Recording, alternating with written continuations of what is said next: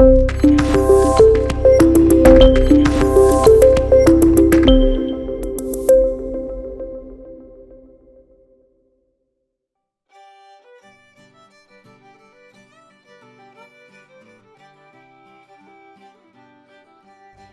students, our lesson today is on cotton and Eli Whitney.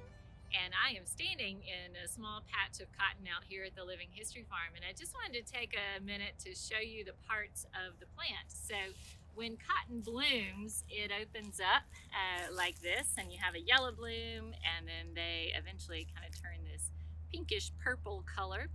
The bloom drops off, and you will know from studying plants that after the bloom, you would get the seed or a seed pod. And so when the bloom falls off, you get this part, and this is typically called a cotton square. After that grows and develops, then you have a cotton boll, and when it splits open, you see all the fiber on the inside, and then that's what people would pull out and be able to use this for all kinds of things. So you have to be careful of these points on the cotton boll. They are pretty pointed, and they could cut your finger if you're not too careful.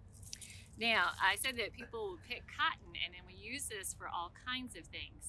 Think about some things in your house that are made out of cotton. We're going to go in one of our historic cabins out here at the farm and talk a little bit more about that.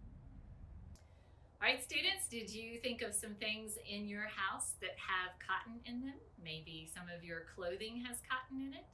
Well, there are a number of items that I have on a bench right here beside me, and I'm going to show them to you in just a minute. And they all contain, well, not all of them, most of them contain cotton or part of the cotton plant. And I want you to take a look at these and decide which ones you think have cotton and which ones do not. So at the beginning, we have cotton candy, coffee filters, mayonnaise, money, salad dressing, potato chips, vegetable oil, and cosmetics, and those are different lotions. So think about that for a second. Do you think any of these things have cotton in them? Well, you know what? They all have cotton in them except for the one on the end, which is the cotton candy. And sometimes people think cotton candy has cotton in it because of the word, but that has sugar in it, and it has no cotton. So we might talk about these in the discussion part, in the live part of the lesson, if you want to ask me some questions about them, and we can talk about what is in each of these products.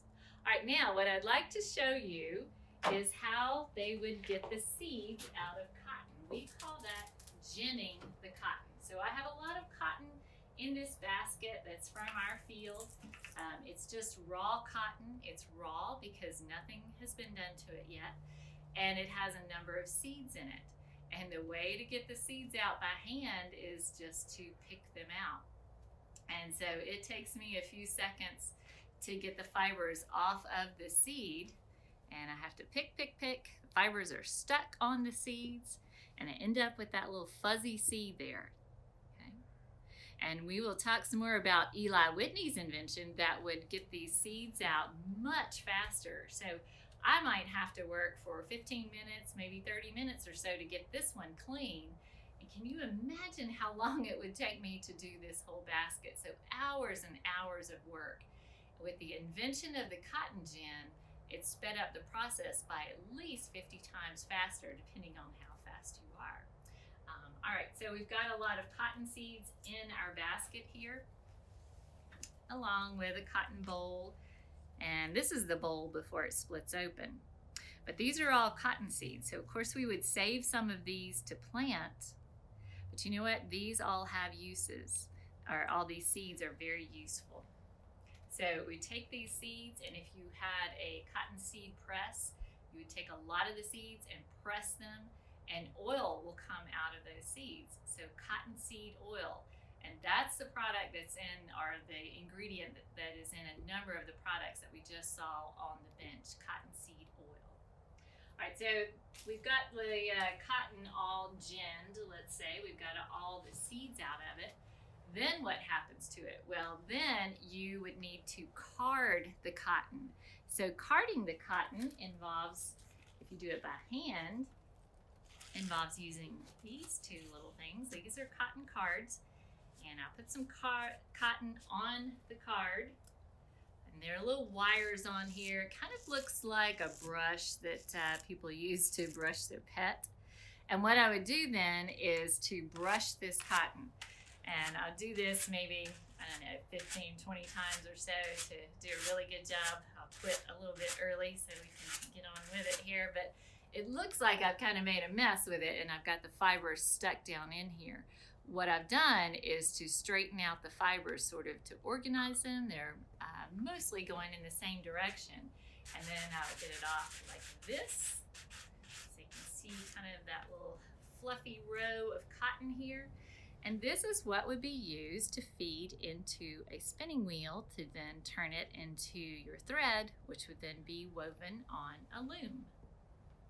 All right, students, now I'm at one of our looms. This is a barn loom, and I have some cotton thread that is on the shuttle here. This is the shuttle that's going to go back and forth between the fibers. And what I'm going to do is to show you how we would weave to make a piece of cloth that you would then turn into clothing or whatever you need around your home. So I have fibers that are running this way and fibers that are running this way, left and right. So the fibers that are running away from me this direction, they are the warp fibers, and then the fibers that run left and right, those are the weft fibers. And just a trick for remembering that is weft rhymes with left, so that's easy to keep that straight. So what you would do is to send the shuttle through the space in between the warp fibers. This is called the shed. That space is called the shed. And I pull the fiber across here, and then I'm going to bring this bar forward. This is a beater bar, and it's going to move the thread close to the others that have already been woven. All right, now I'm going to make these warp threads switch places by pressing down on the pedal. So the ones on the bottom come to the top, the ones on the top go to the bottom, and then I send the shuttle back through. So it scoots through the middle and pull that across. And again, the beater bar moves that thread close. Switch the threads again. And you just keep going over and over and over. And that is how you make a piece of cloth.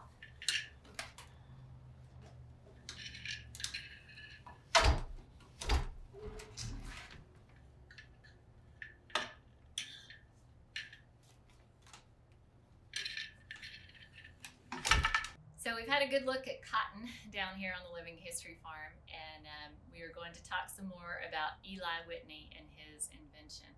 Maybe you take a look around your house and see how you benefit from different inventions. You know, you've got a lot of cotton in your home, your clothing. We've looked at some other things that might be in your kitchen or in your bathroom, or things like that would be helpful in your daily life. And so it's important that we have these inventions to help us to do things that we need to do around our homes.